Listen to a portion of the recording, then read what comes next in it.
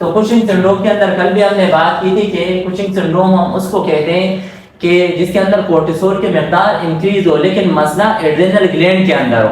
अगर adrenal gland के अंदर मसला है और हाई लेवल आप कोर्टिसोल है और हमें वो क्लिनिकल फीचर आप कुशिंग सिंड्रोम मिल रहे होते हैं जो हमने साइन एंड सिम्टम पढ़े थे, या जो नॉर्मल फिजियोलॉजी अल्टर होती है, और मसला हाई लेवल आप कोर्टिसोल हो, adrenal gland, suppose adrenal gland के अंदर एडेनोमा हो, कार्सिनोमा हो या हाइपरप्लेसिया हो, हम तब नाम देंगे कि दिस इज कुशिंग सिंड्रोम। ठीक, तो सबसे पहले दोनों के अंदर अगर हम डिफरेंशिएशन की बात करते हैं तो इसके अंदर खास क्या होता है, एड्रेनल ग्लैंड के अंदर खुद एडेनोमा होते हैं या कार्सिनोमा या हाइपरप्लेसिया, वाइल जिसको हम कुशिंग डिजीज कहते हैं उसके अंदर मसला एड्रेनल ग्लैंड के अंदर नहीं होता, या तो एंटीरियर पिट्यूटरी के अंदर होगा, या एक्टोपिक सिक्रीशन होगी कि यूरेट से एसिटिक हार्मोन की सिक्रीशन इंक्रीज होगी जिसकी वजह से हाई लेवल ऑफ कोर्टिसोल हमें मिलता है, या पेशेंट को लॉन्ग टर्म कोर्टिकोस्टेरॉइड जिस तरह रोमेटॉइड आर्थराइटिस या तो इम्यून डिसऑर्डर वाले patient long term immune suppression drugs पे या हम रखते हैं कोर्टिकोस्टेरॉइड ड्रग्स पे,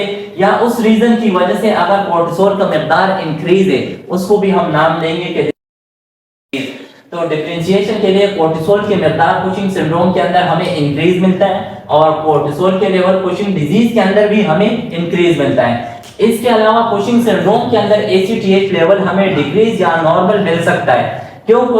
कुशिंग सिंड्रोम के अंदर मसला यहाँ पे होता है, अगर कोर्टिसोल की मिकदार इंक्रीज है और एंटीरियर पिट्यूटरी के अंदर कोई मसला नहीं है तो एसीटीएच की लेवल ड्रॉप होगी या नॉर्मल होगी, ठीक है। लेकिन लॉन्ग टर्म्स के लिए अगर कोर्टिसोल का मिकदार इंक्रीज है तो तब एसीटीएच जो एंटीरियर पिट्यूटरी की सेल्स है वही बनाना छोड़ देता है, तो एसीटीएच के लेवल हमें डिक्रीज मिलता है। अगर कुशिंग डिजीज हो तो इसके अंदर एसीटीएच लेवल हमेशा हमें इंक्रीज मिलता है, क्योंकि इसके अंदर मसला या तो एंटीरियर पिट्यूटरी के अंदर एडेनोमा होगा, वहां से ज्यादा एसीटीएच की सिक्रीशन होगी, या अगर किसी को लंग के कैंसर हो, सही है, यहाँ के अंदर कैंसर हो या पैंक्रियाटिक कैंसर हो तो उसके अंदर भी एसीटीएच की मिकदार इंक्रीज हो जाती है, क्योंकि वहां से भी एसीटीएच हार्मोन रिलीज हो रहे होते हैं जिसको हम कहते हैं ectopic secretion of ACTH hormone, तब भी हमें एसीटीएच का मिकदार इंक्रीज मिलता है कुशिंग डिजीज के अंदर। वाइल अगर एट्रोजेनिक काज हो यानी पेशेंट ओरल मेडिसिन ले रहे कोर्टिकोस्टेरॉइड, उसकी वजह से अगर उसके कोर्टिसोल की मिकदार इंक्रीज हो तो उस केस के अंदर भी हमें कुशिंग डिजीज मिलता है और एसीटीएच की मिकदार इंक्रीज हमें मिल रही होती है। इसके अलावा इसके अंदर जो हम क्लिनिकल फीचर्स की बात करते हैं, ग्लूकोनियोजेनेसिस, ग्लाइकोलाइसिस इंक्रीज हो जाते हैं, इम्यून सिस्टम सप्रेस हो जाते हैं, लीड्स टू इन्फेक्शन। इसके अलावा टाइप 2 डायबिटीज याद है ना कल, ठीक है, हाइपरटेंशन स्पेशली सेकेंडरी, इसके अलावा osteoporosis, myopathy, buffalo hump, moon face, obesity, ये साइन एंड सिम्टम हमें मिलते हैं कुशिंग सिंड्रोम के अंदर। लेकिन जिस पेशेंट को कुशिंग डिजीज हो तो उसके इंटीरियर पिट्यूटरी से एसीटीएच के साथ साथ ये जब एसीटीएच जहां पे आ जाते हैं तो ये सिर्फ कोर्टिसोल सही प्लस एंड्रोजन हार्मोन भी रिलीज कर रहा होता है। तो एंड्रोजन हार्मोन किस चीज के लिए होते हैं? मेल सेक्सुअल कैरेक्टरिस्टिक्स के लिए। फिर हमें ऐसे लोगों के अंदर हर्सुटिज्म यानी एक्सेसिव बॉडी हेयर ग्रोथ कब मिलता है? जब कुशिंग डिजीज हो, क्योंकि इंटीरियर पिट्यूटरी से अगर हाई अमाउंट में एसीटीएच आ रहा है तो एसीटीएच फिर क्या करता है? कोर्टिसोल यानी ग्लूकोकोर्टिकॉइड के साथ साथ सेक्स एंड्रोजन हार्मोन जो एड्रिनल ग्लैंड के हार्मोन है वो भी रिलीज होते हैं और ये रिस्पांसिबल होते हैं for the secondary sexual characteristic. फिर हमें एक्सेसिव हेयर ग्रोथ मिलता है, हर्सुटिज्म। इसके अलावा इस एज के साथ मेलानोसाइट स्टिमुलेट रिलीज होता है और एमएसएच क्या कर रहा होता है? स्किन के अंदर मेलानिन पिगमेंट की तादाद को या क्वांटिटी को बढ़ाते हैं, तो स्किन हमें हाइपर पिगमेंटेड स्किन मिल रहा होता है। ठीक है, ये मेन डिफरेंस है। अब डायग्नोज कैसे करेंगे कि कुशिंग डिजीज है या कुशिंग सिंड्रोम है या कुशिंग सिंड्रोम के या कुशिंग डिजीज के कारण क्या है? तो उसके लिए सबसे पहले हम इस पे आते हैं हिस्ट्री एंड फिजिकल एग्जामिनेशन। इस हिस्ट्री एंड फिजिकल एग्जामिनेशन अगर हम क्लिनिकल फीचर्स मिल रहे होते हैं, ठीक है, या जो रिस्क फैक्टर है अगर हमें वो मिल रहे हैं या साइन एंड सिम्टम हमें मिलते हैं तो हमें एक क्यू मिल जाता है कि हाँ पेशेंट कुशिंग सिंड्रोम या कुशिंग डिजीज को हो सकता है। डायग्नोस्टिक टेस्ट के अंदर सबसे पहले हम ब्लड के अंदर एसीटीएच के मिकदार चेक करते हैं और कोर्टिसोल के मिकदार चेक करते हैं। अगर ये दोनों इंक्रीज है तो इसका मतलब कि पेशेंट को कुशिंग डिजीज या कुशिंग सिंड्रोम हो सकता है।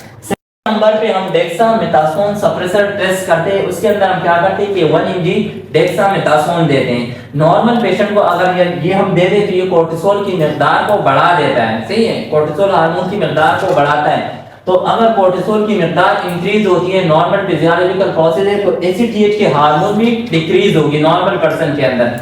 लेकिन जिसको कुशिंग डिजीज हो, अभी खास हमें नहीं पता, लेट्स सपोज इंटीरियर के अंदर अगर मसले हैं, हमने उसको डेक्सा दे दिया, इस कोर्टिसोल की मिकदार इंक्रीज हो गई, नेगेटिव फीडबैक मैकेनिज्म जाएगा कि एसीटीएच को स्टॉप कर दो। लेकिन अगर यहाँ पे मसला है तो एसीटीएच रिस्पांस नहीं देगा, एसीटीएच की मिकदार हमें इंक्रीज मिलता है। ठीक, उसके बाद हम आते हैं 24 और यूरिन एनालिसिस करते हैं, किस चीज के लिए, कोर्टिसोल के लिए, ये हमें इंक्रीज मिल रहा होता है। इसके अलावा हम सलाइवरी फ्लूइड, सही है, सलाइवा, उसके अंदर कोर्टिसोल की मिकदार चेक करते हैं, वो भी हमें इसके अंदर इंक्रीज मिलता है। डिफरेंट अतर ने इसके डिफरेंट डायग्नोस्टिक क्राइटेरिया बनाए। कुछ अतर ये लिखते हैं कि इनमें से जो 4 डायग्नोस्टिक टेस्ट है, अगर इसमें से 2 पॉजिटिव पाए जाते हैं, मींस कि अगर किसी पेशेंट के एसीटीएच इंक्रीज है, साथ में कोर्टिसोल इंक्रीज है और 24 और यूरिन एनालिसिस के अंदर कोर्टिसोल की मिकदार इंक्रीज है, तो इट्स मीन पेशेंट को कुशिंग या कुशिंग सिंड्रोम है।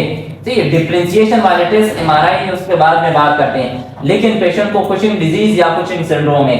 कुछ अतर ये लिखते हैं कि इन 4 डायग्नोस्टिक टेस्ट में से एटलीस्ट 3 पॉजिटिव होना चाहिए। लेट्स सपोज कि ये एसीटीएच के मिकदार ब्लड के अंदर इंक्रीज, कोर्टिसोल के मिकदार इंक्रीज, डेक्सामेथासोन सप्रेसर टेस्ट किया, एसीटीएच का मिकदार भी इंक्रीज है और इसके अंदर यूरिन एनालिसिस किया, कोर्टिसोल के मिकदार इंक्रीज है, तो 3 चीजें पॉजिटिव आई, इसका मतलब पेशेंट को कुशिंग सिंड्रोम या कुशिंग डिजीज है। और कुछ कहते हैं कि नहीं, सिर्फ 2 ही इनफ है, अगर 2 पॉजिटिव हो तो पेशेंट को कुशिंग डिजीज या कुशिंग सिंड्रोम हो सकता है।